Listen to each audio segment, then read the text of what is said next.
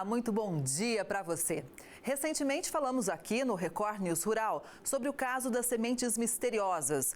O Ministério da Agricultura informou nesta semana que foram encontrados fungos, ácaros, bactérias e até possíveis plantas daninhas não existentes no país nas sementes misteriosas enviadas a brasileiros pelos Correios.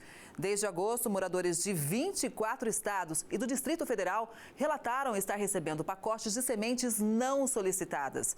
Esses produtos chegam normalmente junto com compras feitas pela internet. O governo diz que os pacotes supostamente foram enviados de 4 países da Ásia. Estados Unidos e Canadá também registraram casos semelhantes. As autoridades alertam para que a população não plante e nem descarte o material. A recomendação é entregar na Secretaria de Meio Ambiente ou Agricultura dos municípios. A China nega o envio de sementes misteriosas. Os materiais seguem em análise no Laboratório Federal de Defesa Agropecuária em Goiânia. O Ministério da Agricultura espera terminar a avaliação das sementes em até 30 dias. A hidroponia é uma técnica usada para cultivar plantas sem o contato com o solo. E hoje a gente vai conhecer um local que produz todos os tipos de hortaliças e legumes e a produção tem sido a principal fonte de renda da família. De uma em uma, as alfaces vão sendo colocadas na bancada. Na produção desta propriedade, que fica no setor chacareiro de Ariquemes, essa é a rotina de todos os dias. A produção é de perder de vista. São inúmeras variedades de legumes e hortaliças que agradam e muito o paladar dos clientes do seu João Maria. Ele trabalha com as verduras desde 1989 e desde então se apaixonou pelo segmento. Aí comecei mexendo com verdura e me apaixonei. Eu gosto de mexer com verdura. Quer ver o feliz é chegar e a planta tá bonita. Então, melhor que a gente fazer o que gosta, né? Filho de pequenos produtores, o seu João aproveitou a experiência no campo e aplicou quando veio morar em Rondônia. Aqui em Ariquemes se casou e descobriu que as hortaliças podiam ajudar a sustentar a casa e os filhos. É só meu filho, a minha esposa também, nós trabalhamos na entrega, nós também trabalhamos. No domingo, quando é feriado que ninguém vem, é nós que pega de frente. A estrutura na chácara começou pequenininha e logo expandiu. Na hidroponia, couve, alface, rúcula, cebolinha e almeirão são os mais vendidos da casa, além, claro, dos legumes. Tem de tudo por aqui: tomate, abóbora, pimentão, jiló. E além dessas aqui, ainda tem mais pessoas que eu contrato na propriedade deles, que eles produzem para mim. Eles têm a propriedade e eu financei eles. E eles produzem para mim atender, que a demanda do mercado é grande, né? Porque é todos os dias que você tem que ter. Faça chuva ou faça sol, você tem que ter o produto para entregar para o mercado. A produção abastece mercados e feiras da cidade, além de escolas, pelo Programa de Aquisição de Alimentos do município. Os ciclos se renovam em cada etapa para dar conta da demanda o ano inteiro. De acordo com este técnico agrícola, a rotação de culturas do seu João tem sido a forma mais sustentável nas propriedades atualmente. Ele tem ali couve, ele tem rúcula, ele tem o cheiro verde, que também nas bancadas ele continua com esse trabalho da rotação de cultura. Então, dessa forma é super interessante para ele estar diminuindo o custo com defensivos agrícolas. A pandemia do novo coronavírus não impediu o agricultor de potencializar as vendas no mercado. Mesmo com o fechamento das escolas, outras estratégias foram traçadas para continuar a produção na hidroponia e transformar o negócio em algo cada vez mais rentável e lucrativo. O preço do trigo voltou a oscilar no sul do país, mesmo com a colheita avançando. O baixo volume de chuva pode prejudicar a qualidade do cereal. Segundo pesquisadores do CPEA, os produtores de trigo estão afastados do mercado, atentos ao baixo volume de chuvas, que deve prejudicar a qualidade do cereal e reduzir a oferta frente ao estimado anteriormente. Por isso, mesmo com a colheita avançando no Paraná, os preços do cereal voltaram a subir no estado. Já no Rio Grande do Sul, os valores estão mais enfraquecidos. Até o começo da semana, as cotações do trigo no mercado de lotes subiram 2,65% no Paraná, mas caíram 5,45% no Rio Grande do Sul, fechando respectivamente a R$ 1.171,22 a tonelada e R$ 1.145,43 a tonelada. O sul do estado de Santa Catarina é responsável por 67% da produção catarinense de arroz. E os agricultores da região vivem a expectativa de uma boa safra em 2021. Hora da semeadura na lavoura do Diego. Até março, o período da colheita para ele ainda tem muito pela frente. Bom seria poder repetir os indicadores da safra 2020, a começar pelo preço pago no arroz, que ficou aquecido pela alta do dólar, mas que agora também puxou para cima o custo de produção. O que a gente sentiu é que os insumos já subiram, né? Adubo e ureia já aumentou. A gente espera que ele se mantesse num preço não tão elevado, mas também não baixasse tanto, né?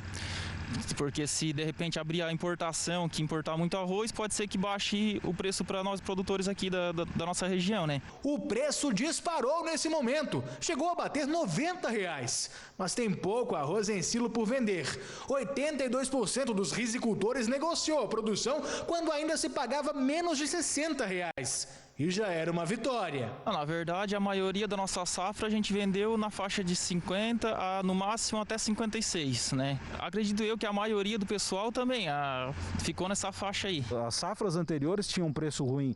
Há 3 anos atrás, o produtor vendeu a R$33. Esse preço, né, baseado nos estudos de custo de produção, certamente são preços que não pagam o custo total de produção. Então, esse ano é um ano para o produtor recuperar o fôlego financeiro, fazer investimentos que a propriedade precisa, enfim, botar a casa em ordem. A margem para investir também se deve à produção. A safra 2020 foi histórica. Os risicultores colheram quase 8.500 quilos por hectare, um índice sem precedentes. Parece ser estranho falar em safra recorde em ano com estiagem, mas a incidência de sol acima da média fez a lavoura crescer muito e também choveu na hora certa. Ainda assim, quem teve mais aumento de produção foram os agricultores que tinham reservas hídricas como essa e que puderam usar a água quando faltou chuva. Nesses casos, a produtividade foi ainda maior, de 15% a 20%. Há indicativos de que o volume de chuva novamente seja abaixo do padrão ao longo dessa safra. Por isso, quem investir nos açudes deve ter retorno. Aquele produtor que queira investir na construção de um açude deve procurar a Epagre, porque existe lá uma linha de subsídio de juro do financiamento, com prazo de até 8 anos para ser pago, para ele, para facilitar o investimento dele, construir o açude, o que vai melhorar não só a questão, né, da água nos rios, mas principalmente a condição de produção da lavoura do produtor. É só o início da safra e quem semeia a terra agora espera que o sol há de brilhar mais uma vez. Os valores do milho estão subindo. Os preços aumentaram quase 7% na semana passada. Na maior parte das regiões acompanhadas pelo CPEA, os valores do milho voltaram a subir, influenciados pela maior demanda, especialmente nos portos. Além disso, os vendedores seguem firmes nos preços, na perspectiva de continuidade das altas. Nesse cenário, o indicador Esalq BMF-Bovespa avançou 6,8% entre 18 e 25 de setembro, voltando a atingir recorde nominal da série do CPEA, iniciado em 2004. Na semana passada, a saca de 60 quilos fechou a R$ 62,45. Já o maior valor real, ou seja, considerando os efeitos da inflação, foi verificado em dezembro de 2007, quando a média foi de R$ 76,11 a saca. Está proibida em todo o país a produção, a venda e o uso de agrotóxicos que tem na composição o paraquat. A decisão foi tomada pela Anvisa devido aos graves riscos de intoxicação. O setor produtivo contesta a medida. A resolução que proíbe o ingrediente ativo paraquat em agrotóxicos no país já está no Diário Oficial da União. O produto foi banido pela Anvisa por causa dos riscos de intoxicação e da relação com doenças como Parkinson, mutações genéticas e depressão. Quem tiver o agrotóxico em estoque terá de devolvê-lo. A SIDASC emitiu um comunicado técnico e vai fiscalizar o cumprimento da medida. Orientando os estabelecimentos comerciais a não mais venderem, né, e devolverem então esses tipos de produtos, e também aos usuários de não fazerem mais uso desses produtos em suas lavouras. Não é um produto que é insubstituível, existem outros produtos que substituem ele à altura, porém ele é de um custo mais baixo. Segundo a Embrapa, o paraquat é utilizado em 11 milhões de hectares de lavoura em todo o Brasil, principalmente para o controle do mato antes do plantio da soja e do milho, e também para dessecar essas culturas para a colheita. Países da União Europeia proibiram o paraquat nas lavouras ainda em 2007. Por aqui a discussão é antiga, mas só agora terminou o prazo para que nem 1 litro do agrotóxico seja usado em solo. O herbicida está entre os 5 mais utilizados aqui em Santa Catarina. O setor produtivo alega que o impacto será grande com a retirada do produto do mercado, já que outras alternativas podem custar até 150% a mais. Além de causar um dano econômico, já que não existe um outro princípio ativo tão eficiente quanto o paraquat e também vai onerar em custos de produção ao produtor. A FAESC, junto com a CNA, que é a nossa Confederação Nacional, e junto com a Frente Parlamentar da Agricultura, está encaminhando um projeto de decreto legislativo que tem poderes para anular a portaria da Anvisa. Então nós estamos trabalhando politicamente para mostrar aos deputados que isso é uma injustiça. A renovação da Carteira Nacional de Habilitação continua suspensa. A medida está em vigor desde março, quando foi decretado estado de calamidade pública por conta da pandemia do coronavírus. Como os Detrans não estão funcionando normalmente, todas as CNHs com vencimento após 19 de fevereiro estão com as renovações suspensas. A obrigatoriedade só será retomada quando todos os Detrans voltarem a funcionar. Os prazos para a renovação da CNH serão retomados gradativamente, já que alguns estados estão sim normalizando o atendimento ao público. Então a orientação é para que os motoristas de estados em que os Detrans estejam funcionando já procurem renovar o documento para evitar atrasos quando a medida da suspensão for revogada. O clima quente e a menor oferta estão sustentando os preços da laranja. Já os valores do limão registraram queda na última semana. As altas temperaturas têm influenciado o escoamento da laranja in natura. De acordo com informações do CPEA, o clima quente e a menor oferta de frutas de qualidade devido ao baixo volume de chuva sustentaram os preços da pera. Na semana passada, a fruta teve média de R$ 34,27, a caixa de 40 quilos e 800 gramas na árvore. Uma leve valorização de 0,5% em relação à semana passada. No caso da lima ácida Tahiti, as baixas têm prevalecido nos últimos dias. Com a maioria das frutas murchas e miúdas por causa do baixo volume de chuvas, as frutas com padrão demandado pelo mercado in natura é restrito. Na parcial da semana, a Tahiti teve média de R$ 59,38 a caixa de 27 quilos colhida, um recuo de 7,3% em relação à anterior. Com a nova queda em termos nominais, os preços estão inferiores aos do mesmo período do ano passado. A União Europeia fez um alerta sobre possíveis surtos de gripe aviária. Os países do bloco devem intensificar a vigilância entre aves selvagens e domésticas. Os países da União Europeia devem intensificar a vigilância contra surtos de gripe aviária entre aves selvagens e domésticas. Em um relatório publicado esta semana, agências de saúde e alimentos da União Europeia afirmaram que a doença é altamente contagiosa entre as aves. Apesar do risco de transmissão para humanos ser considerado baixo, já foram registrados alguns casos e podem levar à morte. O alerta foi feito após o relato de surtos da doença no oeste da Rússia e no Cazaquistão.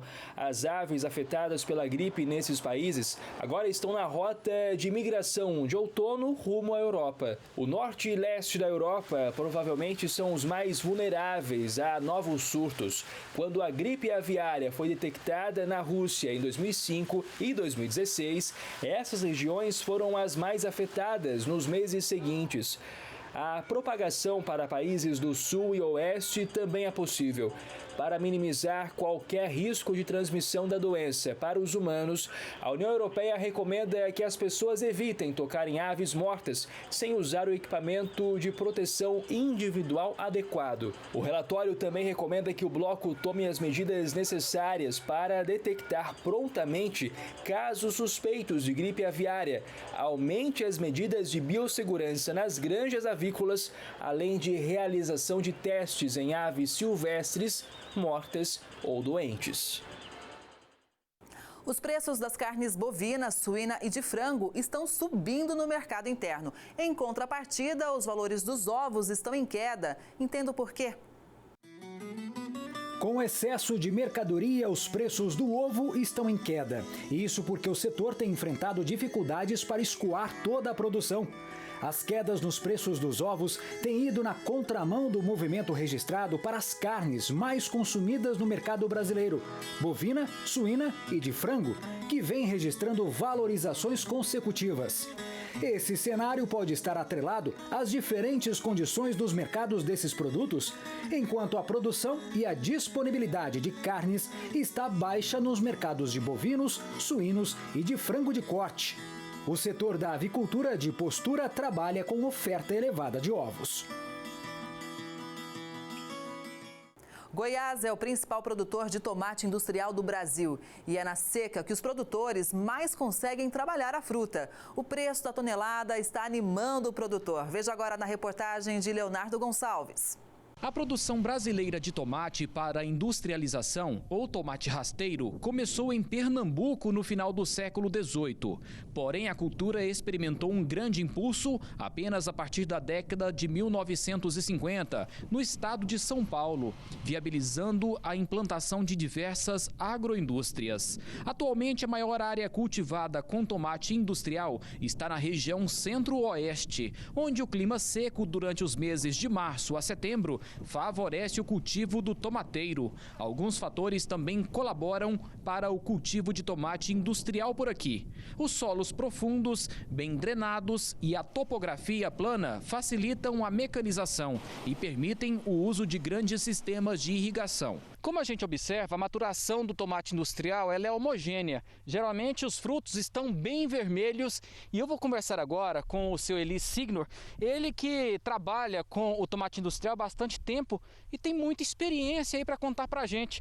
Hoje, quais são as vantagens de trabalhar com o tomate industrial, seu Eli? Na nossa região aqui, pelo clima nosso que a gente tem, clima seco e muita luz de sol, o tomateiro tomate industrial, no caso, está sendo uma boa opção para nós produtores, né? Até pela lucratividade comparado com as outras culturas, né? Como funciona o trabalho desde o plantio até a venda? Já é tudo casado com a indústria? Como funciona? Isso, já o tomate ele é já feito contratos, né, antecipados antes do início do plantio, porque tem que ser atrelado à indústria, né? O preço pago pela indústria para o produtor está animando. A tonelada está sendo vendida por R$210. Está sendo melhor do que as outras coisas, mas os custos nossos realmente estão bem puxados, são custos altos. Para formar uma lavoura assim não é fácil, muito trabalho, muita dedicação, mas ainda está sendo um bom negócio, sim. O seu Eli estava me contando que esse espaçamento aqui entre os leirões de tomate, antigamente eles eram feitos manualmente, pessoas faziam isso, agora não, é uma máquina que vem e faz, porque é aqui que passa a roda do trator, da colheitadeira, do caminhão, e para não amassar os frutos, eles são colocados ao lado, amontoados aqui, porque a máquina já vem, faz a colheita deste leirão. Agora tem uma máquina, né? Tá tudo industrializado, tudo aqui na roça está sendo praticamente feito por máquinas. Praticamente tudo. Tem a parte do pessoal que fica em cima da máquina tirando rama, esses já ainda é manual, né? Mas é uma coisa bem menor. Mas o grosso é tudo feito mecanizado mesmo. Primeiro vem um trator com um implemento abrindo os leirões e depois vem a colheitadeira. Essa máquina aí é importada e só colhe tomates. E mesmo rodando numa baixa velocidade, o carregamento de um caminhão é rápido. Tá vendo só? Olha o tanto de caminhões. 45 são carregados todos os dias. O tomate industrial é rasteiro e tem diferença do tomate de mesa. Esse tomate rasteiro ele não é bom para a mesa, não? Ou a indústria procura o que mais nele? Mais Brix, por exemplo, mais açúcar? Isso, o Brix é o principal que a gente procura a ter no tomate, né? Uma boa maturação, uma boa formação do fruto aumenta o Brix e com isso aumenta a qualidade da polpa, que é o que todo mundo busca, né? Esse tomate ele pode ser consumido também na mesa ou não? Ele é só para a indústria, só para fazer produtos atomatados como ketchup, extrato? Não, ele serve também para a mesa, com certeza. O que ele não, digamos assim, não vai muito para a mesa pela apresentação dele, por ser um fruto menor, um fruto, se colocar na prateleira, ele não vai encher os olhos de quem vai comprar. Mas o sabor dele é muito bom. A previsão do seu Eli é colher 130 toneladas por hectare.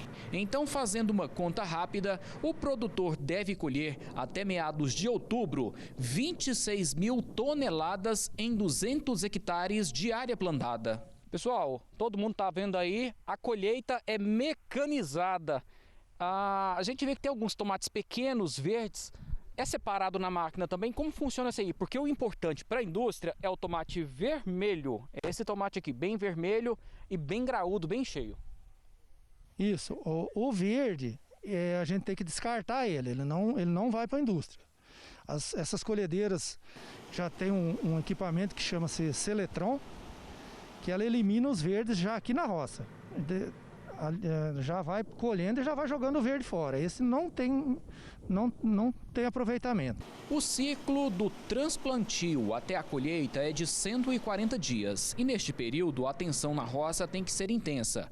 Isso é para o tomate sair bonito e saudável. O tomate rasteiro tem um diferencial. É mais resistente. Ou seja, fica maduro por mais tempo. As indústrias sempre estão em busca de cultivares mais resistentes e com menor ciclo. Por isso, investem tanto em pesquisa e experimentos. O objetivo é buscar a competitividade, reduzindo custos de produção e elevando os índices de produtividade e qualidade.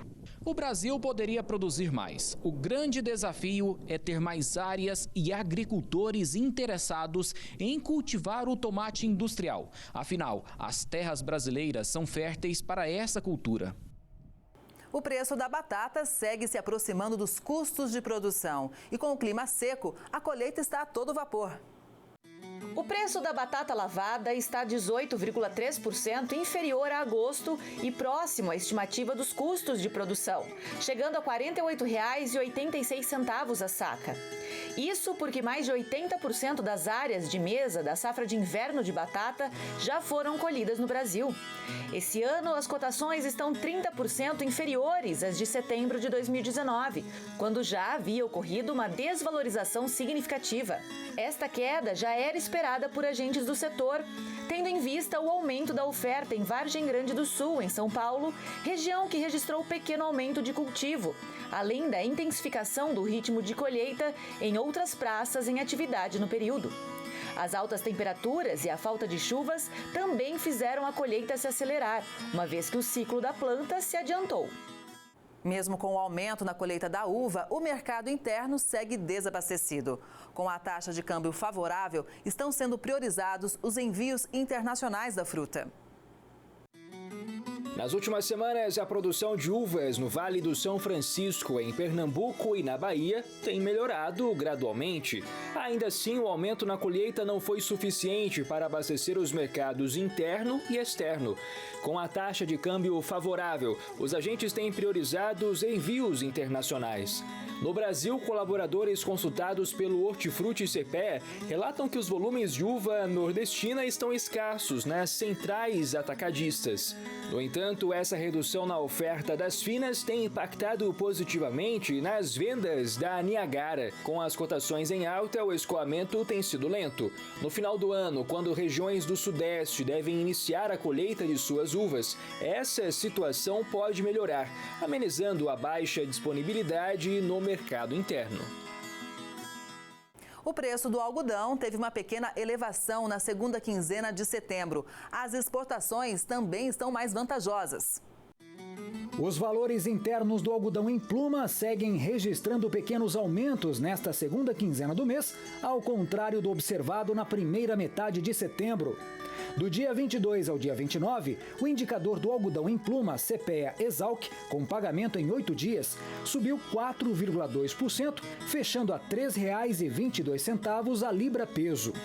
No acumulado do mês, porém, a queda ainda é de 2,46%. De acordo com pesquisadores do CPEA, os avanços na segunda quinzena estão atrelados à retração de vendedores, que estão atentos à valorização do dólar frente ao real. Assim, as exportações têm alta vantagem em relação à venda no mercado nacional. Você já viu alguém produzir peixes de grande porte num espaço pequeno e seco como o quintal de uma casa? Pode até parecer história de pescador, mas não é não. No interior de São Paulo, um piscicultor investiu na ideia e a técnica tem dado muito certo. Quem vê essa estufa em Marapuama nem imagina, mas a estrutura montada em meia terra seca e dentro da área urbana produz peixes. Exatamente, e não é pouco não, viu? Por ano são produzidos aqui nesse pequeno espaço 10 toneladas. Esse tipo de criação, chamada de superintensiva, usa tanques artificiais para a criação. A ideia foi do Samuel. Na verdade, ele é comerciante do setor de elétrica, mas há 8 anos começou a pesquisar uma segunda fonte de renda. Tudo aqui foi elaborado e montado por ele, que tem se especializado na engorda de exemplares de grande porte. Pirarucu e pintado são os principais. A grande vantagem desse processo é a economia de recursos e a alta rentabilidade na criação. Só para se ter uma ideia, cada tanque desse aqui tem 30 mil litros de água e cada um deles tem 240 exemplares. Esse aqui tem pirarucu e esse outro tem pintado. Só para a gente entender, para criar esse volume tão massivo de peixes, seria necessário, por exemplo, uma lagoa com pelo menos 1.000 metros quadrados. E aqui eles conseguem sobreviver com muita tranquilidade e crescem mais rapidamente. Esse novo sistema de engorda é altamente econômico. Por ser todo automatizado, não existe a necessidade de funcionários. Até a reciclagem da água, que sempre dá um grande trabalho para quem produz peixes, aqui é feita de forma biológica, através da aplicação de bactérias, que combatem detritos como a ureia, por exemplo, que é muito comum na piscicultura e faz muito mal para os peixes. Isso evita a necessidade de filtros e também de manutenção. Esses tanques aqui montados pelo Samuel têm uma outra característica.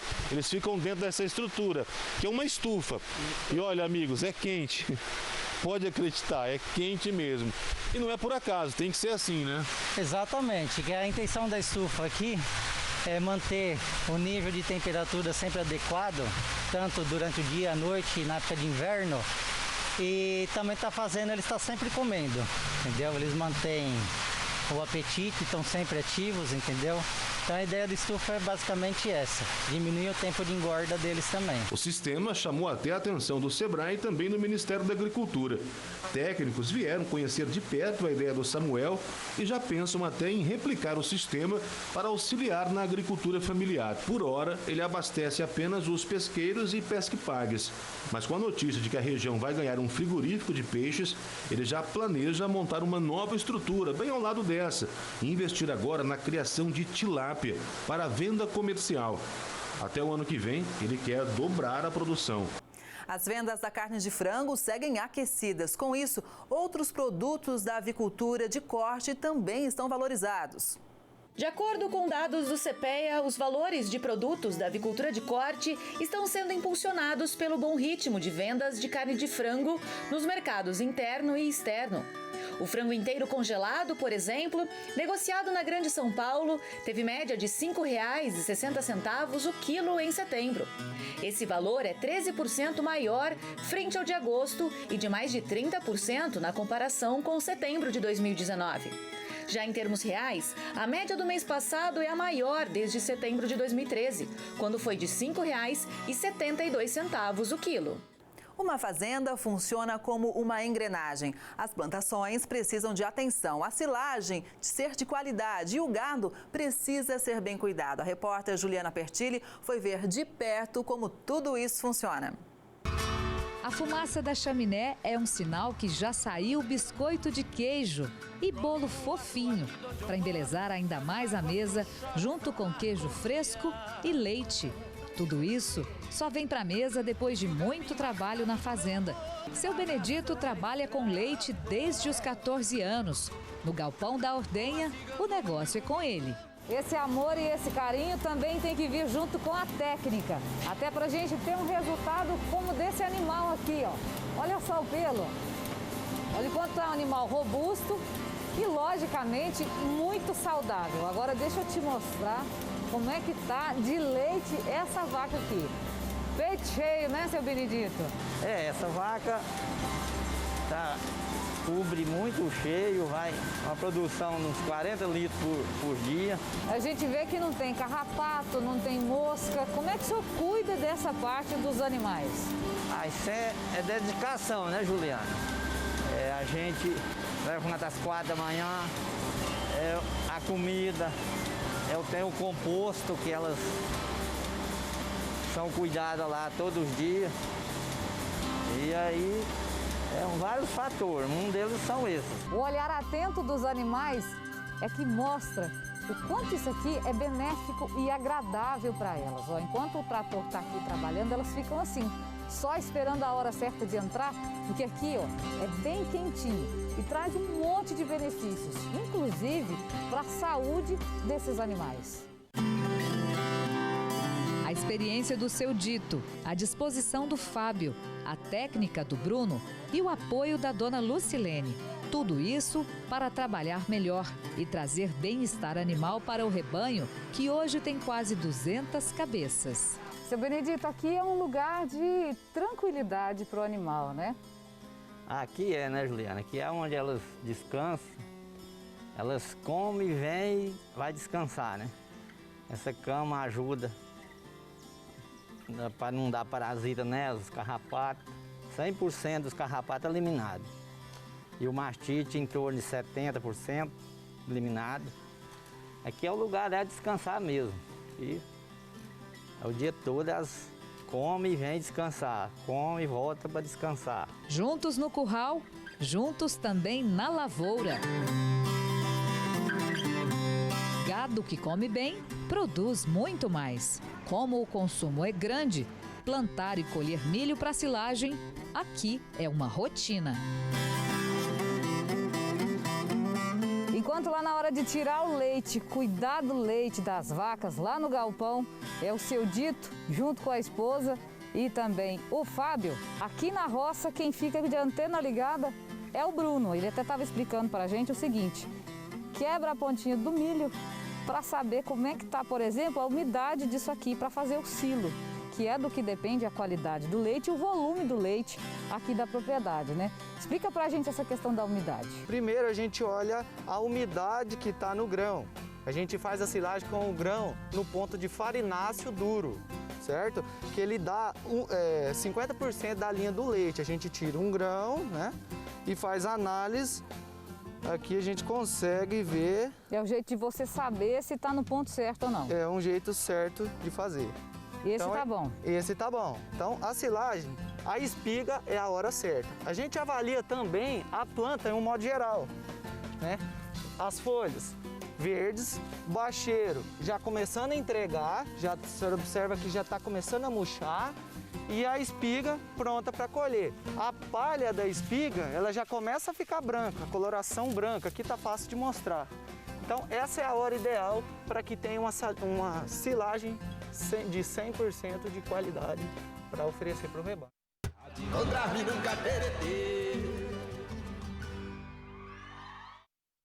A produção de café no Brasil na safra 2020-2021 deve ser elevada. O volume deve chegar a quase 70 milhões de sacas de 60 quilos. Agentes consultados pelo CPEA indicam que a produção de café na temporada 2021 brasileira foi significativa. Muitos colaboradores afirmam que o volume está próximo do apontado em maio, de 67 milhões e 800 mil sacas de 60 quilos. Esse volume seria um recorde para o setor. Já para a Conab, a produção é de 61 milhões e 600 mil sacas. Para o café arábica, colaboradores do CPEA apontam entre 47 milhões e meio e 52 milhões milhões de sacas. As boas perspectivas vêm da bienalidade positiva dos cafezais, do clima favorável durante o desenvolvimento, da produção em lavouras novas e recentemente podadas e de maiores cuidados com os pés. Já para o Robusta, a produção estimada por operadores do mercado está mais próxima da levantada pela Conab, de até 16 milhões e 300 mil sacas. Você já ouviu falar de vaca usando sutiã? É isso mesmo, mas não é uma brincadeira não. O acessório tem sido usado em animais mais velhos para melhorar a produtividade e também a qualidade de vida deles. A ideia do sutiã é inovadora e eficiente, previne doenças e deixa as vacas mais confortáveis e seguras, já que os tetos, no pré-parto e no pós-parto, podem sofrer alterações. Essencialmente é para isso, para auxiliar essas vacas que estão ficando mais velhas e que tenham ali problemas no úbere, problema no ligamento. Então o ligamento, a gente tem umas vacas que perdem esse ligamento, o úbere fica penduloso e pode causar dor, mastite. Então muitas vezes o proprietário ele descarta o animal por conta disso. Após uma viagem para a Islândia, onde descobriu que o método é muito comum no país, a veterinária decidiu trazer apenas um para experimentar na vaca mais velha do curral. O animal, devido à idade e à quantidade de lactações, tinha o úbere mais flácido. Ele é um sustentador de úbere. O que ele faz? Ele tem umas fitas ao longo do corpo do animal que não machucam, elas são feitas de algodão. Não criam assadura e nada disso. Então ela tem a função ali de jogar o peso do úbere para o dorso do animal. Então o animal distribui esse peso para o corpo. Ele pode ser utilizado em animais muito produtores, animais que tenham problema ligamentar, animais que estejam no pré e no pós-parto, que é a fase que a gente tem maior produção de leite, que é uma fase maior ali de edema de úbere, né? Além de ter uma rede protetora que protege os tetos. Eveline Zúñiga é doutora em ciência animal pela USP. Ela ajudou o pai no pequeno pedaço de terra em Serranos, no sul de Minas, onde o intuito sempre foi o de cuidar bem dos animais. A fazenda tem em média 74 animais leiteiros, como mostram nas imagens. Os trabalhos iniciaram há 21 anos e em 2013 começou a investir melhor nos cuidados com os animais para ter um bom retorno na produção de leite. Produtores de vinho podem ser prejudicados este ano devido aos incêndios na costa oeste dos Estados Unidos. A fumaça afetou as uvas e pesquisadores começaram a avaliar os danos causados na fruta. A fumaça de incêndios florestais que cobriu estados da costa oeste dos Estados Unidos também afetou os parreirais. Produtores de vinho temem que a safra deste ano possa ser desastrosa. Obviamente, quanto mais tempo a fumaça permanece, maior o risco do guaiacol. O composto natural da fumaça pode afetar as uvas e causar o que é chamado de odor de fumaça na videira, diz esse produtor. Pesquisadores da Universidade da Califórnia, em Davis, estão tentando criar novos métodos de testes iniciais para avaliar se a fumaça afetou as uvas, mas dizem que é uma questão complexa. Segundo essa enologista, os compostos não ficam do lado de fora da uva. Na verdade, são absorvidos pela pele, então a fruta não pode ser lavada. O problema também pode custar caro para os produtores de vinho. Os vinicultores que tentam minimizar o custo, incluindo uvas danificadas pela fumaça no processo de produção, não podem colocar vinho ruim no mercado, porque poderia prejudicar seriamente a marca. O Vale de Willamette, de Oregon, famoso pelas uvas originárias da França, foi coberto por uma espessa fumaça pouco antes da colheita. Uma propriedade no sul de Minas Gerais está agitada com o final da colheita do milho safrinha e do café. E a parceria entre pai e filha tem dado bons resultados na lavoura, olha só.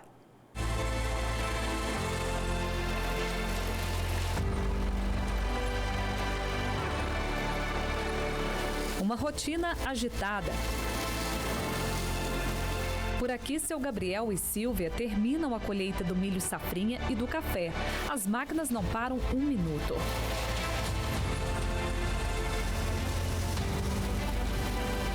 Gabriel está nessa rotina há bastante tempo. Eu tinha mais ou menos a idade de 15 anos quando eu comecei com meu pai. Mexendo com trator, com máquina, com café. Ele sabe dos desafios do campo. A colheita do safrinha mesmo está bem prejudicada por causa da seca. Esse milho safrinha, se como os outros agentes adivinhassem que não ia ter chuva, então não teria nem jogado a braquiária no meio, né? Porque daí a erva daninha concorreu com ele, daí piorou mais ainda a lavoura. E para enfrentar essa rotina, ele agradece por ter a companhia da filha. É o que eu queria, né? porque você vai chegando numa idade, você não tem mais aquela cabeça de continuar crescendo, continuar produzindo cada vez melhor. Então, com os filhos com a cabeça melhor, com mais estudo que eles têm, então ajuda a gente. A busca por realização profissional é o que trouxe Silvia de volta para o campo. Ela está à frente da propriedade desde o ano passado e já colhendo ótimos resultados. Os produtores apostam nessa diversidade de culturas. Além do milho e do café, eles plantam feijão. Entre uma safra de café e outra, como a propriedade não é tão grande, sobra um espaço para que a gente possa estar trabalhando outras culturas e ajudar na renda, né, a manter, como a gente vinha há um bom tempo com dificuldade financeira e tudo mais, as lavouras intercaladas, né, as lavouras brancas aí tem ajudado, veio ajudando bastante, né, o desenvolvimento da fazenda. Mas a paixão da Silvia está mesmo na produção de cafés especiais. Ela quer ver o nome da fazenda cada vez mais longe e por isso capricha bastante em todos os processos. E quando eu vim para cá, eu propus para o meu pai para a gente estar dedicando um pouquinho, né? E realmente foi bem pouquinho, mas que trouxe uma realização muito grande, realização profissional, realização financeira também, porque o valor dele que é, né, que a gente consegue agregar no café especial é bastante significativo. Ela está orgulhosa do resultado da fazenda nesta safra e com apenas um ano à frente dos negócios tem a certeza que a decisão tomada foi a mais certeira. Temos muito para melhorar ainda, sabe? Temos muito para alcançar, mas foi muito bom. Fomos muito abençoados nesse ano, nesse último ano e pretendemos seguir em diante, que esse ano seja apenas o começo de um novo tempo na Fazenda Campo Belo.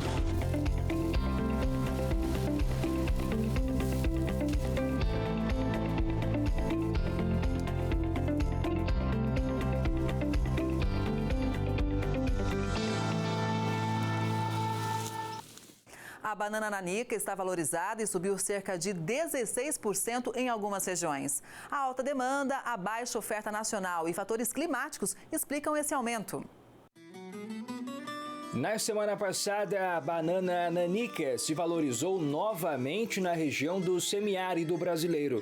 Segundo agentes consultados pelo Hortifruti CPEA, além da baixa oferta nacional, a procura pela variedade se manteve elevada na região. A demanda está alta principalmente de mercados que antes compravam do sul e sudeste, já que essas regiões tiveram suas produções afetadas por fatores climáticos. Os principais compradores das frutas do semiárido são Paraná, Santa Catarina e o interior de São Paulo. No norte de Minas Gerais, os preços da banana nanica de primeira qualidade subiram 16%, com média de R$ 2,25 o quilo na semana passada. Um casal adotou animais de estimação nada convencionais, uma família de cabras. O primeiro que chegou foi um bode. Agora ele tem uma companheira e também uma filhinha. Gabriela e o marido, João Paulo, adoram animais de companhia. Só que a criação deste casal é um pouco diferente. Além dos cães e dos gatos, eles também têm uma família de caprinos. No início, na compra do bode Namastê, eles queriam somente um animal para parar a grama da chácara, mas se preocupavam com o possível comportamento dele. No começo eu achei que ele ia dar um pouco mais de trabalho do que ele realmente deu, porque ele é um bode bem mansinho mesmo. E o que era para ser de trabalho virou de estimação. Logo nos primeiros dias que ele chegou, ele já dormia embaixo da minha janela do quarto, ele pedia carinho o tempo todo, quando a gente não estava com ele, ele chorava pra gente vir ver. Aí eu pensei, poxa, não tá normal esse comportamento por um bode, então a gente sempre tinha que vir, fazer carinho, pegar no colo. Mas o bode queria companhia e tiveram que comprar a cabra mocinha, que estava prenha. Nasceu o Rubi. E a gente percebeu que ele se sentia sozinho, aí a gente buscou uma companheira para ele. Aí o choro parou. Hoje ele só chama de manhã quando quer comida. Há quase um ano, os caprinos convivem normalmente com os cães e gatos. Os cuidados com a saúde são quase iguais. Tem os cuidados que tem que ter anual com ele, né? Que vai ser a vermifugação, gente faz cuidado com ectoparasitas também, mas é tranquilo para fazer. Já a alimentação tem, além da grama do vasto jardim, suplemento com ração e petiscos como casca de banana. Até eu resolvi colaborar na hora do rango. E assim é a família de Gabriela, João, cachorros, gatos, bode, cabra e cabrito. Agora ele já faz parte, né? Faz parte daí da nossa família. É especial, do coração. Abraça a gente.